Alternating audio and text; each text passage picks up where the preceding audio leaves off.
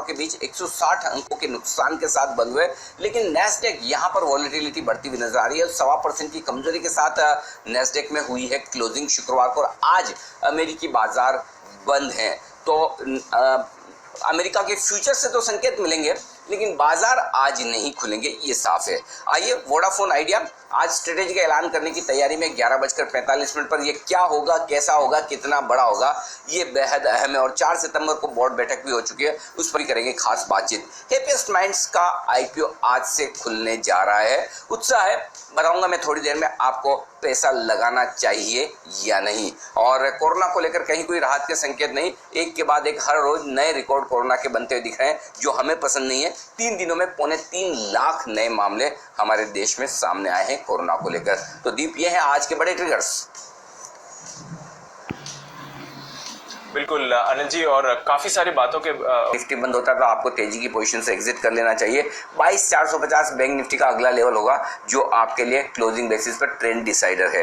वापस से 11,550 के ऊपर निफ्टी बंद हो, फुल फ्लेज तेजी में आइए। 23,900 के ऊपर बैंक निफ्टी बंद हो तो फुल फ्लेज वापस आप तेजी में आ सकते हैं। आज की छोटी रेंज है दीप 11,250, 11,300। ये डे सपोर्ट जोन है, माफ कीजिएगा, रेंज नहीं, डे सपोर्ट जोन है। ये पहला सपोर्ट जोन है। इसके नीचे अगर फिसले तो 11,125, 11,175 ये आपके लिए मजबूत सपोर्ट जोन होगा। यहाँ पर आपको शॉर्ट भी काटनी है और फ्रेश खरीदारी भी करनी है। ध्यान से सुनिएगा, शॉर्ट भी काटनी है और फ्रेश खरीदारी भी करनी है। 11,125, 11,175 माउथ वाटरिंग लेवल है, बहुत अच्छे लेवल है। 11,200 के नीचे या इसके आसपास से आपको शॉर्ट कवर करने का और खरीदने का मन बनाना शुरू कर देना चाहिए, ये ध्यान में रखिएगा। डरिएगा मत, लेवल पर फोकस करिएगा, क्योंकि अगर 11,200 भगवान ने करा आ गया तो आपको बहुत डर लगेगा कि अरे बाजार जा रहा है। लेकिन तभी आपको निचले स्तरों पर लेना भी है। एक तरफा तेजी नहीं होगी, एक तरफा मंदी नहीं होगी, ये ध्यान में रखिए। अगले कुछ दिन आपको इसी तरह से ट्रेड करना है। आपको काउंटर ट्रेड करना आना ही चाहिए, नहीं आएगा तो आपके लिए मुश्किल होगी। 11,375, 11,425 छोटी रेंज है ऊपरी स्तरों की, जहां पर पहले बाजार रुकने की कोशिश करेगा। वैसे मुश्किल है इसे पार करना, लेकिन अगर किया तो 11,475 से 11,550 परफेक्ट प्रॉफिट बुकिंग जोन है ऊपर के लिए। बैंक निफ्टी 22,850, 22,900 मान लीजिए, ये स्ट्रॉन्ग सपोर्ट जोन है आज के लिए। ये टूटना नहीं चाहिए। ये टूटा तो बैंक निफ्टी के लिए मामला मुश्किल भरा हो जाएगा। तब 22,450, 22,650 नीचे आता हुआ दिख रहा है। ये आपके लिए साफ तौर पर ऊपर नजर आता है, नीचे की तरफ 22,450, 22,650। ऊपरी स्तरों पर 23,075, 23,175 ये है आपके लिए ऊपरी रेंज, और अगर इसे पार करके टिके तो 23,400, 23,600 प्रॉफिट बुकिंग रेंज आपके लिए आती हुई दिखेगी। ये आपके लिए लेवल होगा जिस पर आपको फोकस करना है। जी दीप, तो ये आपके लिए सारे रेंज हो गए हैं आज के लिए जिस पर आपको फोकस करना है। बिल्कुल, और दिन की रेंज सर क्या निकल कर आती है, वहां पर क्या रखना चाहिए? और साथ ही अगर बात करें तो जिनकी एग्जिस्टिंग पोजीशंस है उन्हें क्या ध्यान में रखना चाहिए? 11,300 दीप, ये इंपॉर्टेंट दिन का सपोर्ट लेवल है। 11,300, 11,375, 11,300 के नीचे अगर आप ट्रेड करना शुरू करते तो कमजोरी साफ हो जाएगी, क्योंकि 11,300 आपका शुक्रवार के दिन का लो लेवल भी है। 11,303 उसके नीचे आप खराब हैं, ये ध्यान में रखिएगा। 11,250, 11,425 मीडियम रेंज है। 11,175, 11,475 बड़ी रेंज मानकर चल सकते हैं। बैंक निफ्टी 22,850, 23,175 दिन की छोटी रेंज है।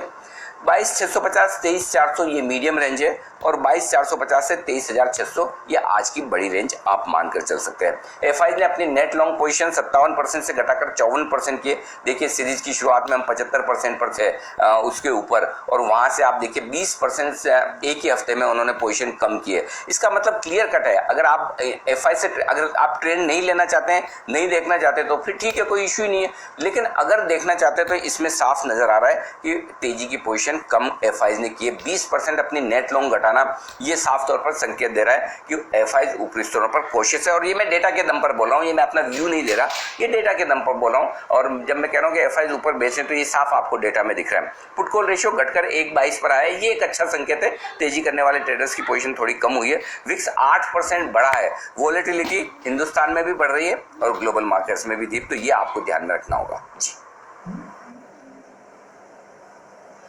बिल्कुल अनिल जी, तो थोड़ी वॉलेटिलिटी बढ़ रही है बाज़ारों में, और साथ ही आपको ध्यान भी रखना पड़ेगा कि किस तरह से आप देख रहे हैं एक्शन।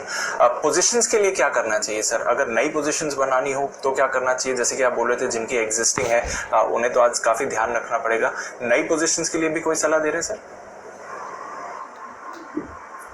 11,300 ये स्टॉप लॉस का लेवल है आपके लिए, स्टॉप लॉस का है अगर आपकी तेजी की पोजीशन है तो, और 22,850 ये आपकी तेजी की पोजीशन का स्टॉप लॉस है निफ्टी और बैंक निफ्टी पर, इंट्राडे के लिहाज से भी और क्लोजिंग के लिहाज से भी। शॉर्ट पोजीशन का स्टॉप लॉस 11,500 का है, और बैंक निफ्टी पर आपके लिए शॉर्ट पोजीशन का स्टॉप लॉस जो है वो 23,600 का है। अब आपको थोड़ा दूर दिखेगा दीप, लेकिन बैंक निफ्टी में अगर आपको छोटा रखना है तो 23,200 रख लीजिएगा, जो मैं बाद में आपको बताऊंगा। फिलहाल 23,600 का निकल कर आता है। जो लोग नई पोजीशन बनाना चाहते हैं, निफ्टी बेचे 11,375 11,475 की रेंज में, अगर मौका मिले तो यहाँ बेचना चाहिए। 11,550 का स्टॉप लॉस होगा। 11,325, 300, 250 और 11,175 तक के टारगेट के लिए निफ्टी में बिकवाली करने की राय है। अगर ये रेंज ना मिले और गैप से नीचे खुले तो फिर मैं आपको 9:08 पर बताऊंगा कि कहाँ क्या करना चाहिए। खरीदना जो चाहते हैं वो 11,175, 11,250 की रेंज में चांस ले सकते हैं निफ्टी में खरीदारी करने का। 11,100 आपका स्ट्रिक्ट स्टॉप लॉस है। ऊपर में 300, 325 और 375 और 425, 11,425 तक के टारगेट फिर आ सकते हैं जहां आपको एग्जिट करना है। ये है आपके लिए निफ्टी और निफ्टी में खरीदारी और बिकवाली की राय। अब आइए बैंक निफ्टी 23,400, 23,600 की रेंज में आपको बैंक निफ्टी में बिकवाली करनी है। अब वो मिलेगा नहीं मिलेगा कहना मुश्किल है। उससे पहले क्योंकि 23,075, 23,175 भी एक स्ट्रॉन्ग लेवल है, हो सकता है हम वहीं बेचें, लेकिन वो मार्केट के मूड, माहौल, एशियाई बाजार और साथ ही डाउ के फ्यूचर्स को देखकर डिसाइड करेंगे कि क्या उस रेंज में बेचना है या 23,400, 600 का इंतजार करना है। फिलहाल इंतजार इसलिए कि हायर रेंज वो सेफ है, वहां पर आपको स्टॉप लॉस लगाना है 23,650 का। 23,200, 100, 23,000 और 22,850 तक के टारगेट के लिए आपको बिकवाली करनी है। अब आइए खरीदारी करने की राय। 22,450 से 22,650 ये बैंक निफ्टी के लिए खरीदारी की परफेक्ट रेंज है। यहाँ आए तो जरूर खरीदिए। 22,400 का स्टॉप लॉस होगा। 22,850, 23,000 और 23,075 के टारगेट के लिए। लेकिन दीप यहाँ पर एक चीज और कहना चाहता हूँ, बैंक निफ्टी में जो बेहद एग्रेसिव ट्रेडर्स हैं बैंक निफ्टी के, वो एक चांस ले सकते हैं चाहे तो 22,850, 22,900 की रेंज में खरीदारी करने का। 22,850 और 22,900 की रेंज, 950 नहीं, इसको 22,900 करिए। 22,850 और 22,900 की रेंज में आपको खरीदारी करनी है। इस 50 पॉइंट की रेंज में एग्रेसिव ट्रेडर हैं और वो सीधा 50 पॉइंट का स्टॉप लॉस लगा लें, वो 22,800 का होना चाहिए अगर बहुत एग्रेसिव ट्रेडर है। क्योंकि अगर इसको रुकना है तो 22,850 पे रुकना है। 22,850 नहीं रुका तो फिर बैंक निफ्टी गया 200 पॉइंट के लिए कम से कम, तो वो एक रिस्क जरूर है। इसलिए 22,800 का स्टॉप लॉस स्ट्रिक्ट लगाए। गए तो 50 पॉइंट और आ जाए तो आपको 23,000, 23,075 फिर से मिलेगा, वहां पर प्रॉफिट बुक कर लीजिएगा। ये ध्यान में रखिएगा। ये आपके लिए आज के सारे लेवल्स और रेंज। जी दीप।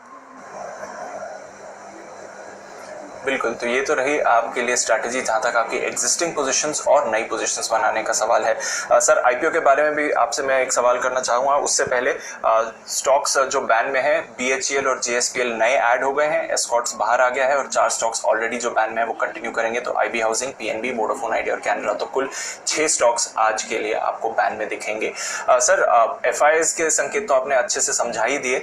जो वायदा कारोबार के संकेत न्यूट्रल रखे हैं, वहां से कोई लेवल से निकल कर आ रहे हैं?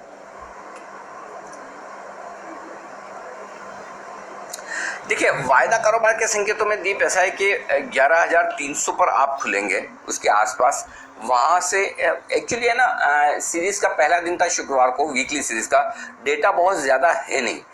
इमीडिएटली जो हाईएस्ट ओपन इंटरेस्ट निकल कर आ रहा है पुट में, वीकली और मंथली दोनों ही सीरीज का, वो 11,000 के आसपास है। तो इसलिए डेटा बहुत ज़्यादा नहीं है मेरे ख्याल से। और हाईएस्ट ओपन इंटरेस्ट कॉल्स में है 11,500 पर, जहाँ 24 लाख शेयर लगभग हाईएस्ट तो नहीं, लगभग हाईएस्ट है। तो 11,000, 11,500 बड़ी रेंज निकल कर आ रही है। उसके बीचों बीच में आप 11,300 के आसपास खुलने की तैयारी कर रहे हैं। तो डेटा एफएनओ में कोई खास बदलाव नहीं दिखा रहे हैं। पुट कॉल रेशियो 1:22 पर आया, थोड़ा कंफर्टेबल हो गया है। प्रीमियम 18 पॉइंट की निफ्टी पर है ही, बैंक निफ्टी पर 15 पॉइंट की प्रीमियम है। तो वो जो रेंज मैंने दी है उसी पर फोकस कीजिए, उसके अलावा कोई खास बदलाव नहीं। बैंक निफ्टी का जहां तक सवाल है, यहाँ भी डेटा में कोई खास बदलाव नहीं और डेटा बहुत छोटे हैं सीरीज के, वीकली सीरीज की शुरुआत में। तो जो रेंज दी है उसी पर फोकस कीजिए।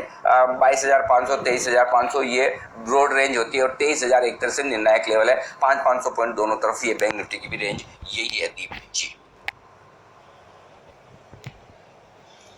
ओके, तो ये है आज का पूरा ट्रेड सेटअप, किन लेवल्स पर आपको नजर रखनी चाहिए और डेटा आपको क्या बता रहा है। सर आज के लिए जो एक और बड़ा क्यूज है, प्राइमरी मार्केट्स में एक्टिविटी बढ़ रही है, हैप्पीएस्ट माइंड्स का आईपीओ खुल रहा है, किस तरह से देखते हैं सर इस आईपीओ को, आपकी क्या सलाह है यहाँ पर? जी हाँ दीप, लगातार इस वीकेंड पर काफ़ी लोग मुझे ट्वीट कर रहे थे और पूछ रहे थे हैप्पीएस्ट माइंड के आईपीओ में क्या करें।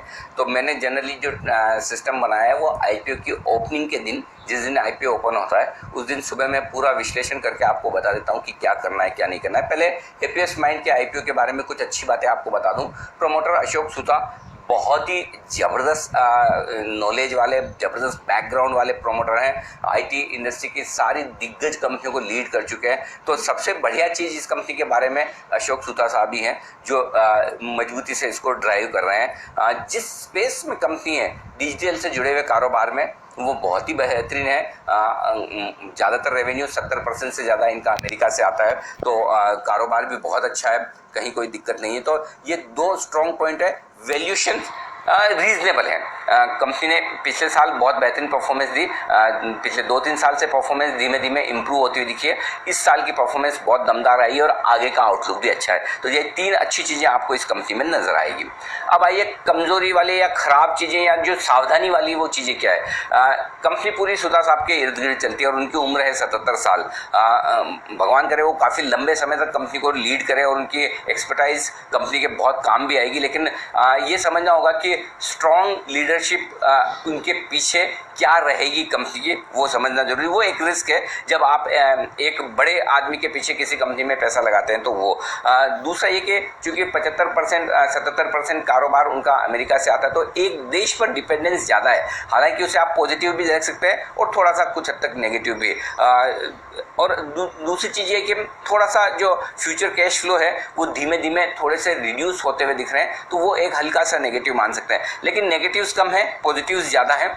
मेरा ये मानना है कि एक अच्छा प्लेयर आपका बाजार में उतरता हुआ दिख रहा है।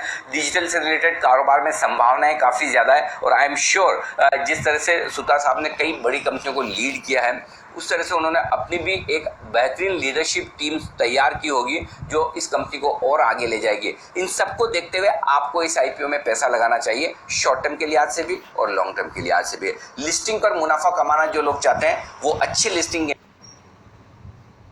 इनके लिए पैसा लगा सकते हैं। मैं फिर शब्द का इस्तेमाल कर रहा हूँ, इन्वर्टेड कॉमास में अंडरलाइन बोल्ड। अच्छे लिस्टिंग गेन आपको मिलेंगे इसका आईपीओ में। अच्छे लिस्टिंग गेन के लिए पैसा लगाएं और लॉन्ग टर्म इन्वेस्टर आप हैं तब भी ये स्टॉक आपके लिए पोर्टफोलियो में रखने लायक रहेगा।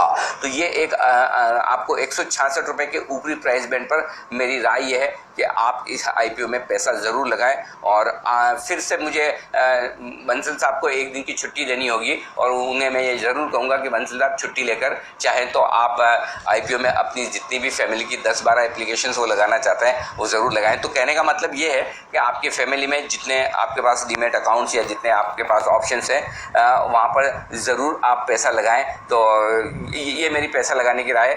बंसल साहब अगर आप चाहें तो हाफ डे ले सकते हैं और आपको इस आईपीओ में पैसा लगाने के लिए मैं हाफ डे या घंटे 2 घंटे के टाइम की छूट दे सकता हूँ। और दूसरा आप एक और ऑप्शन ये भी कर सकते हैं, चाहे तो 11 से 2 के बीच में आपको सफिशिएंट टाइम मिलता है, उसमें भी आप उस टाइम का सदुपयोग कर सकते हैं, आपकी मर्जी पर। लेकिन आपके लिए पैसा लगाने की राय है, लगाएंगे ना आप? सुप्रभात अनिल जी बिल्कुल लगाऊंगा। और अनिल जी जिस तरीके से ये कंपनी डिजिटल स्पेस में है, मैं भी बिल्कुल ऑनलाइन हो चुका हूँ। जो मेरे ऑफलाइन अकाउंट से अनिल जी उनको भी ऑनलाइन कर दिया है। तो अब एप्लीकेशन अनिल जी ऑनलाइन लगेगी, ना तो हाफ डे लेने की जरूरत है, ना फुल डे लेने की जरूरत है, ना 11 से 2 के बीच में जाने की जरूरत है। क्लिक ऑफ अ बटन पे अनिल जी एप्लीकेशन लगाऊंगा मैं।